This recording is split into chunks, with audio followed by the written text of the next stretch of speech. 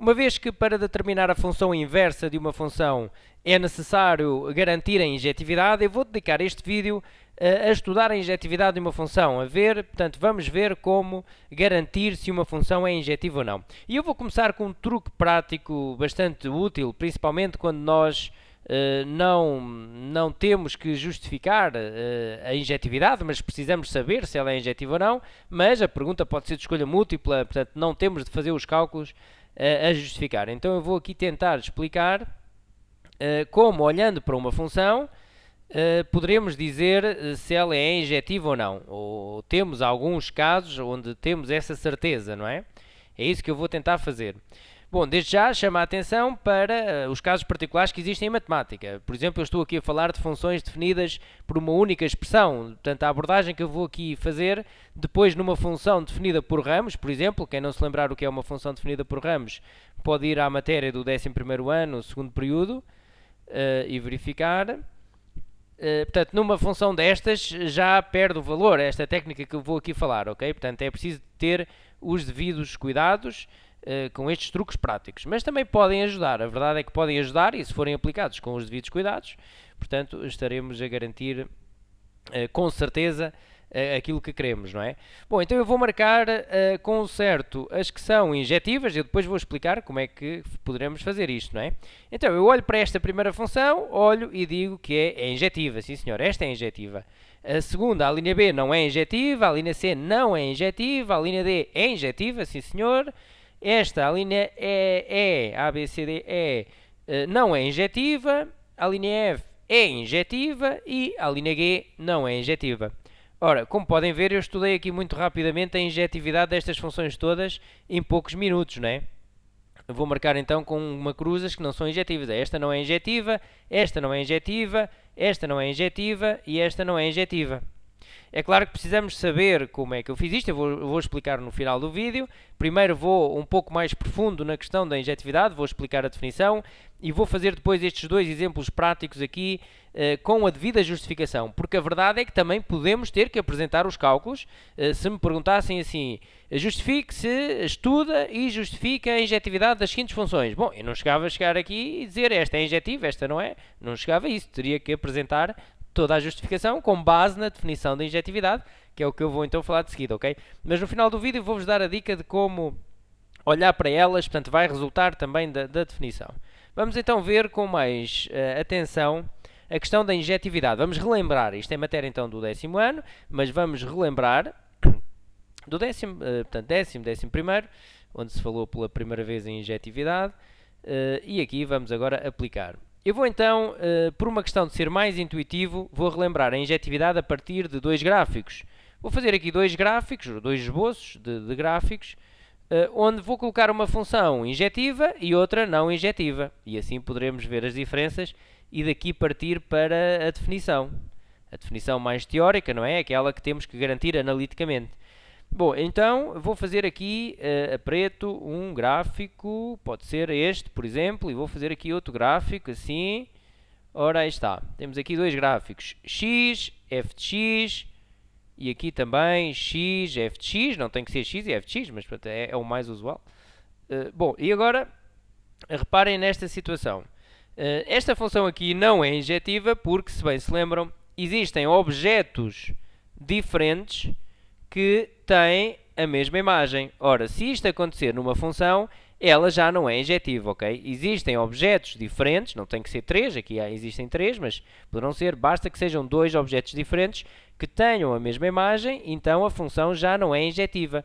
Portanto, isto não pode acontecer para estarmos numa função injetiva, ok? Esta é não injetiva.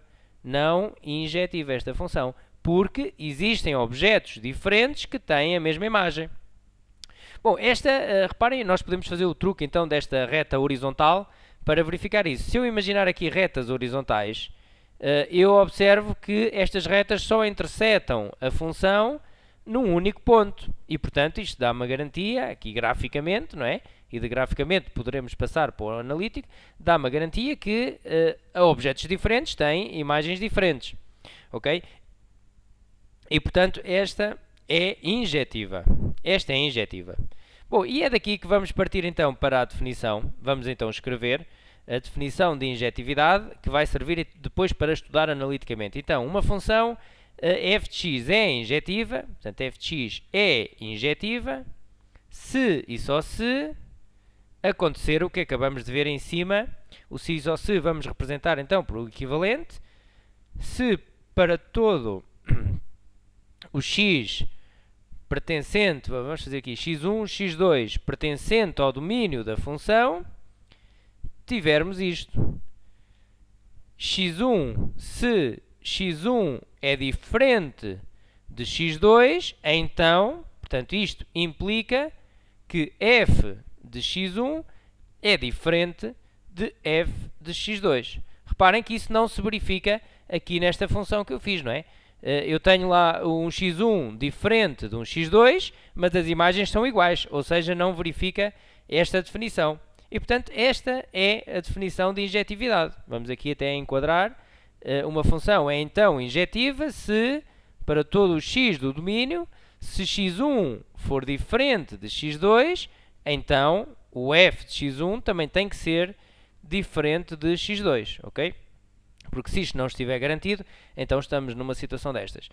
Bom, agora eu vou desta relação, desta implicação que aqui está, vou deduzir uma outra por uma questão de lógica, é mesmo de lógica.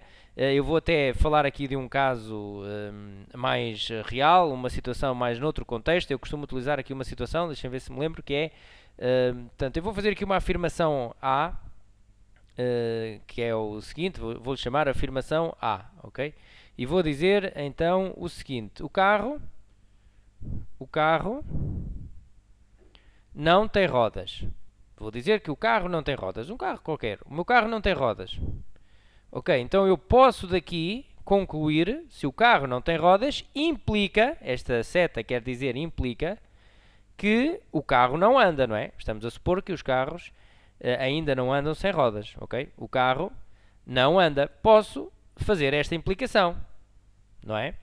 O carro não anda. Bom, será que a implicação contrária também é verdade? Ou seja, será o carro não anda implica que o carro não tem rodas? Bom, esta implicação para este sentido já não é verdadeira. Porque o carro não anda, pode não andar por vários motivos. Pode não andar porque não tem combustível, por exemplo, não é? E, portanto, neste sentido, esta seta não se verifica neste sentido. Mas daqui da esquerda para a direita verifica-se, não é? Se o carro não tem rodas, então, se o carro não tem rodas, então não anda. Ok? Não posso concluir o contrário. Mas agora reparem se eu posso concluir então isto. Se eu escrever aqui deste lado, portanto, o carro, vou escrever então aqui, o carro anda. O carro anda, ao escrever o carro anda, estou a escrever o contrário de B, não é? Estou a negar esta afirmação. Eu aqui estou a dizer o carro não anda. Se eu escrever o carro anda, então estou a fazer a negação, que vou representar assim, por este símbolo, negação de B, não é? Quer dizer, eu posso concluir, se o carro anda, então o carro tem rodas, não é? O carro tem rodas. Eu já vou explicar melhor para que é esta dedução lógica, é para depois trabalhar com esta implicação aqui, ok? O carro tem rodas. E o que é esta afirmação? É o quê? É a negação da afirmação A, não é? Bom, a verdade é que isto acontece sempre em lógica. Ou seja, se A implica B, chamamos então contra-recíproco, o não A implica não B. Sempre. Peço desculpa, o não B implica não A. Isto é o contra-recíproco. Se A implica B, o não B implica não A. Ok? E por este exemplo que eu aqui fiz, pode ajudar então a perceber que isto é realmente verdade. Porquê? Porque é mais simpático, digamos, é mais útil, é mais prático trabalhar nesta definição com o contra-recíproco, ok? E, portanto, se é verdadeiro, se são equivalentes, poderemos então trabalhar com o contra-recíproco, ok? Certamente, aí na escola, se estão já habituados a fazer a injetividade, hão de reparar que a definição de injetividade que é mais trabalhada será essa, ok? Não tem que ser, não é obrigatório, mas, portanto, é o que eu digo, é um pouco mais simpático, é mais prático e, portanto, costuma trabalhar-se com essa definição, que é então esta que eu vou aqui escrever. Ok? Portanto, dizer que x1 é diferente de x2 implica que f de x1 é diferente de f de x2, é o que eu aqui tenho, é equivalente, portanto, é equivalente a dizer isto. Se f de x1 for igual a f de x2, então x1 é igual a x2, ok? Eu fiz então aqui, eu tinha A implica B é equivalente, como eu mostrei há pouco, que não B implica não A, ok? Foi então o que eu fiz, neguei esta afirmação e implica a negação daquela também. Bom, é então isto que vamos utilizar para fazer a verificação da injetividade, é esta implicação aqui, e como eu vou-te a dizer, porque é mais prática, porque pegamos logo no fx1 e no fx2, ok? E vou utilizar isto então para garantir a injetividade então aqui destas estas duas últimas. Vou então aqui à função f. Eu vou à função f de x, portanto à linha f, e vou então garantir isto. Será que se f de x1 for igual a f de x2 implica que x1 é igual a x2? Vamos ver. Agora vou ver se isto for verdade, então é injetiva, ok? Mas pode não ser. Ou seja, eu vou pegar aqui nesta igualdade, no f de x1 igual a f de x2, vou aplicar aqui na minha função, tenho a função f, vou substituir o x por x1, fica 3 mais logaritmo de 2x1 menos 5 igual, e agora vou fazer o f de x2, este aqui. Vou substituir o x por x2, então fica 3 mais logaritmo de 2x2 menos 5. Bom, e agora vou aqui simplificar esta igualdade com o objetivo de chegar a isto. x1 igual a x2. Se eu conseguir, através desta igualdade, simplificações que sejam verdadeiras, chegar a x1 igual a x2, então verifiquei a implicação da injetividade e posso concluir que é injetiva. Okay? O que acontece é que eu posso não conseguir chegar ao final desta implicação, não é? Então, vamos ver. Eu vou começar a simplificar. Ora, este 3 passa para o outro membro, operação inversa, fica menos 3, 3 menos 3 dá 0. É como se cortasse aqui este 3 com este. E ficamos com logaritmo de 2x1 menos 5. Reparem aqui na injetividade vai sempre cortar muita coisa, porque nós estamos a utilizar a mesma função, não é? Agora eu tenho logaritmo igual a logaritmo na mesma base, então posso igualar o que está dentro dos logaritmos. 2x1 menos 5 igual a 2x2 menos 5. E reparem que continua a cortar.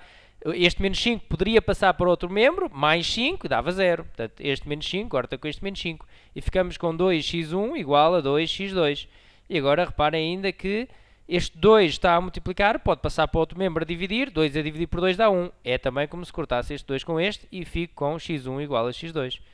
Ok, logo, portanto, eu parti desta igualdade, f de x1 igual a f de x2, e consegui provar que implica que x1 é igual a x2. Logo, f é injetiva. Ok? Logo, f é injetiva. Bom, vou fazer o mesmo aqui para a linha G, porque este é um caso onde não vai dar injetiva, e vou também garantir então isto. Será que se f de x1 igual a f de x2 implica que x1 é igual a x2? Bom, vamos ver. Então nós teremos de fazer, vou aplicar aqui o f de x1 na minha função, fica e elevado a 2 mais logaritmo de x1, vou substituir o x por x1, não é? Ao quadrado mais 1, igual a e elevado a 2 mais logaritmo, agora vou substituir por x2, porque estou a fazer o f de x2. x2 ao quadrado mais 1, ok? E vou tentar provar que, por simplificações, que o x1 é igual a x2, vamos ver. Então eu aqui tenho dois exponenciais iguais na mesma base, então posso igualar os expoentes, posso ficar com 2 mais logaritmo de x1 ao quadrado mais 1 igual a 2 mais logaritmo de x2 ao quadrado mais 1. O 2 corta com aquele 2, não é? E ficamos com logaritmo de x1 ao quadrado mais 1 igual a logaritmo de x2 ao quadrado mais 1. E agora, logaritmo igual a logaritmo na mesma base. Então, posso dizer que o que está dentro dos logaritmos é igual. E ficamos com isto. Continuamos aqui a cortar, não é? E reparem que este mais 1 passa para outro membro, fica menos 1, é como se também cortasse, e ficamos com x1 ao quadrado igual a x2 ao quadrado. Bom, e é agora aqui que temos de ter cuidado e parar, não é? Porquê? x1 ao quadrado igual a x2 ao quadrado implica que x1 é igual a x2? Não, não implica. Basta lembrarem-se de um contra-exemplo e anotar aqui ao lado um contra-exemplo. Por exemplo, menos 3 ao quadrado é igual a 3 ao quadrado, certo? Menos 3 ao quadrado dá 9, 3 ao quadrado também dá 9. Mas isto não implica que menos 3 seja igual a 3. Não implica. E, portanto, esta conclusão última não se pode tirar, não é sempre verdadeira. Isto quer dizer que f não é injetiva, porque não verifica esta implicação. O f de x1, se for igual ao f de x2, não implica que o x1 é igual ao x2, ok? F não é injetiva. Ok? Não é injetiva. Bom, então, e quando é que vai acontecer esta situação? Reparem, no x ao quadrado, não é? Bom, pode acontecer no x ao quadrado ou então num expoente par. Pode ser à quarta, não é? Igual a 3 à quarta não implica que menos 3 igual a 3, ok? Ou então também, reparem, na função módulo. Porquê? Se eu tenho módulo de menos 3 é igual a módulo 3, é verdade, porque o módulo torna tudo positivo, não é? Mas isto também não implica que menos 3 seja igual a 3. Ok?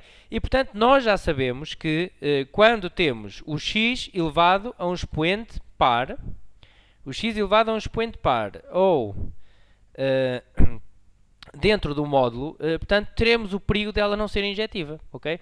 No mínimo desconfiamos, não, esta não irá ser injetiva, ok? Se depois até tivermos uma noção do gráfico das funções, e portanto eu volto a referir que é preciso ter os devidos cuidados, não estamos aqui a falar de funções definidas por ramos, são funções definidas por uma única expressão, e se tiverem dúvidas, o melhor é ou tentar fazer uma abordagem gráfica, ou fazer mesmo aqui o cálculo analítico, ok? Mas, por exemplo, nestas funções que aqui temos, e se forem funções também que vos começam a ser familiares, então podem tirar a conclusão. Olha, 2x ao cubo é injetiva. Por isso é que eu disse então no início, esta é injetiva. Não tem x ao quadrado, não tem x à quarta, não tem módulo. Esta não é injetiva porque tem x ao quadrado. É uma parábola, não é? Uma parábola já não é injetiva. Tem o x dentro do módulo. Não é injetiva. Logaritmo 2x mais 5 é injetiva. Logaritmo, tem aqui um x ao quadrado dentro do logaritmo. Não é injetiva. Esta aqui é injetiva, ok? E foi por isso então que eu marquei as outras também que não são injetivas. Esta não é injetiva, tem o x ao quadrado. Esta não é injetiva, tem o módulo. Esta não é injetiva, tem o x ao quadrado. E esta não é injetiva, tem o x ao quadrado, como nós acabamos aqui de mostrar, ok? Portanto, fiquem com esta dica. Volto só a referir, é preciso os devidos cuidados nestes truques práticos, ok? Fica a dica, podem utilizá-la, mas não utilizem, não generalizem para outras situações. E volto a referir funções por ramos, cuidado. Já não se aplica nada disto porque são funções que os ramos podem não ser os dois injetivos e a função no seu conjunto, aliás, cada ramo da função por ramos pode ser função injetiva, mas o conjunto da função por ramos pode não ser. Ok? Bom, então, até uma próxima.